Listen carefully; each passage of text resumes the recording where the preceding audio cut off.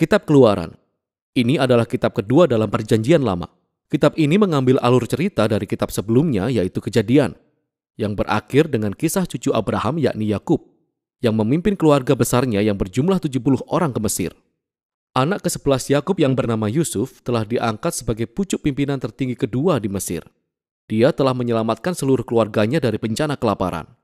Fir'aun, Raja Mesir, memberi tawaran kepada keluarga Yusuf untuk tinggal di Mesir sebagai tempat untuk mengungsi. Akhirnya, Yakub meninggal di Mesir, demikian juga dengan Yusuf dan saudara-saudaranya. Kira-kira setelah 400 tahun berlalu, kisah Keluaran dimulai. Nama Keluaran merujuk kepada peristiwa yang terjadi pada paruh pertama kitab ini, yaitu keluarnya bangsa Israel dari Mesir. Kitab ini juga memiliki babak kedua yang berlangsung di kaki Gunung Sinai. Dalam video ini, kita hanya akan fokus pada babak pertama, yaitu ketika beberapa abad telah berlalu dan jumlah orang Israel bertambah banyak dan berlipat ganda dan mereka memenuhi Mesir. Kalimat ini sengaja mengingatkan kita kembali akan berkat Allah terhadap manusia ketika masih di Taman Eden. Hal ini mengingatkan kita kembali tentang cerita besar Alkitab sejauh ini. Manusia kehilangan berkat Allah oleh karena dosa dan pemberontakan. Lalu Allah memilih keluarga Abraham sebagai alat yang dipakai Allah untuk memulihkan berkat-berkatnya bagi dunia. Akan tetapi, Fir'aun yang baru tidak melihat bangsa Israel sebagai sebuah berkat. Dia justru berpikir bahwa kelompok imigran Israel yang terus berkembang ini merupakan sebuah ancaman baginya. Seperti halnya dalam kitab Kejadian, manusia memberontak menentang berkat Allah. Di sini, Fir'aun berusaha untuk menghancurkan sumber berkat Allah, yakni bangsa Israel. Fir'aun secara brutal memperbudak bangsa Israel melalui kerja paksa. Lalu dia memerintahkan agar semua anak laki-laki bangsa Israel ditenggelamkan di Sungai Nil. Sejauh ini, Fir'aun merupakan tokoh paling buruk dalam Alkitab. Kerajaannya melambangkan pemberontakan manusia terhadap Allah. Fir'aun telah mendefinisikan baik dan buruk menurut kepentingannya sendiri, sehingga tindakan pembunuhan terhadap anak-anak tak berdosa pun merupakan hal yang baik baginya. Mesir telah menjadi bangsa yang lebih buruk dibandingkan Babel dari kitab Kejadian. Sekarang bangsa Israel menjerit meminta pertolongan untuk melawan Babel baru, dan Allah merespon. Allah membalik kejahatan Fir'aun ketika seorang ibu membuang anaknya ke Sungai Nil, tetapi dalam sebuah keranjang. Lalu anak itu mengapung dengan aman sampai pada keluarga Fir'aun sendiri. Ia dinamai Musa, dan dia terus bertumbuh sampai kelak menjadi seorang yang dipakai Allah untuk mengalahkan kejahatan Fir'aun. Dalam sebuah kisah yang sangat terkenal tentang semak yang terbakar, Allah menampakkan diri kepada Musa dan mengutusnya untuk pergi menghadap Fir'aun dan memintanya untuk membebaskan bangsa Israel. Allah berkata bahwa dia tahu Fir'aun akan menolak, jadi dia akan menimpakan penghakiman atas Mesir dalam bentuk tulah. Lalu Allah juga mengatakan bahwa ia akan mengeraskan hati Fir'aun. Jadi kita diperkenalkan pada bagian utama dari kisah ini, pertarungan antara Allah dan Fir'aun. Apa maksudnya ketika Allah mengatakan bahwa dia akan mengeraskan hati Fir'aun? Sangatlah penting untuk membaca bagian kisah ini dengan cermat dan berurutan. Pada pertemuan pertama antara Musa dan Fir'aun, kita hanya tahu bahwa hati Fir'aun menjadi keras. Tidak ada tanda-tanda bahwa Allah lah yang mengeraskan hati Fir'aun. Sebagai respon, Allah menurunkan 5 tulah, masing-masing untuk melawan Fir'aun dan salah satu dewa Mesir. Setiap kali tulah diturunkan, Musa menawarkan kesempatan kepada Fir'aun untuk merendahkan hati dan membiarkan bangsa Israel pergi. Namun setiap kali tulah sudah terjadi, kita mendapati bahwa Fir'aun selalu mengeraskan hatinya atau hatinya menjadi semakin keras. Dia melakukan ini atas kehendaknya sendiri.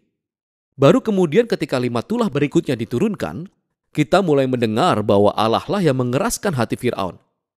Inti dari kisah ini adalah sebagai berikut. Sekalipun Allah tahu bahwa Fir'aun akan menolak kehendaknya, Allah tetap menawarkan semua kesempatan ini kepada Fir'aun untuk melakukan apa yang benar. Pada akhirnya, kejahatan Fir'aun mencapai titik di mana tidak ada kesempatan lagi untuk berbalik.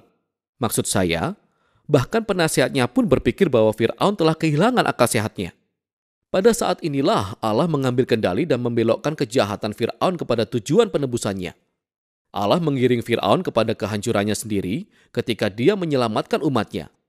Dan inilah kelanjutan kisahnya. Melalui tulah terakhir, saat itu adalah malam Paskah, Tuhan membalik keadaan Fir'aun. Sama seperti Fir'aun telah membunuh anak laki-laki bangsa Israel, demikian juga Allah akan membunuh semua anak sulung bangsa Mesir dengan sebuah tulah. Tidak seperti Fir'aun, Allah menyediakan cara untuk menyelamatkan diri melalui darah domba. Di sini, kisahnya berhenti dan kita diperkenalkan secara detail mengenai ritual Paskah tahunan bangsa Israel. Pada malam sebelum bangsa Israel meninggalkan Mesir, mereka mempersembahkan seekor anak domba yang tak bercacat dan menyapukan darahnya pada tiang pintu rumah mereka. Ketika tulah yang terakhir menimpa bangsa Mesir, rumah yang ditandai dengan darah anak domba akan dilewati dan anak mereka selamat. Sejak saat itu, setiap tahun bangsa Israel selalu memperingati malam itu untuk mengenang dan merayakan keadilan dan kemurahan Allah. Tetapi Fir'aun, karena kecongkaan dan pemberontakannya, kehilangan anak laki-lakinya sendiri. Dan pada akhirnya, dia terpaksa membiarkan bangsa Israel pergi. Para budak Israel melakukan eksodus mereka dari tanah Mesir, tapi tidak lama setelah bangsa Israel pergi, Fir'aun berubah pikiran. Dia mengumpulkan pasukannya dan mengejar bangsa Israel untuk sebuah pertarungan final. Ketika bangsa Israel sudah menyeberangi lautan dengan aman, Fir'aun justru sedang menuju kepada kehancurannya. Kisah Eksodus diakhiri dengan lagu pujian pertama dalam Alkitab. Pujian itu berjudul Nyanyian Musa dan Israel. Baris terakhirnya menyatakan bahwa Tuhan memerintah sebagai raja. Lagu ini menceritakan kembali dalam bentuk syair segala sesuatu tentang kisah kerajaan Allah. Lagu ini menceritakan bagaimana Allah sedang dalam sebuah misi untuk melawan kejahatan di dalam dunia dan untuk membebaskan mereka yang diperbudak oleh kejahatan. Allah akan membawa umatnya ke tanah perjanjian di mana kehadiran ilahinya akan hidup di antara mereka. Kisah ini memberi gambaran tentang bagaimana jadinya jika Allah menjadi raja atas umatnya. Setelah Israel menaikkan puji-pujiannya, kisah ini berbelok sangat tajam. Bangsa Israel berjalan melewati padang gurun dalam perjalanan mereka ke Gunung Sinai. Mereka lapar, mereka haus, dan mereka mulai mengkritik Musa dan Allah karena telah menyelamatkan mereka. Mereka berkata bahwa mereka merindukan hari-hari baik mereka ketika ada di Mesir. Itu gila. Allah dengan murah hati telah menyediakan makanan dan air bagi bangsa Israel selama di padang gurun. Tapi kisah ini mempunyai sisi gelap. Kita mulai berpikir, mungkinkah hati bangsa Israel akan menjadi keras seperti hati Fir'aun? Kita akan lihat. Untuk sekarang, itulah bagian pertama dari Kitab Keluaran.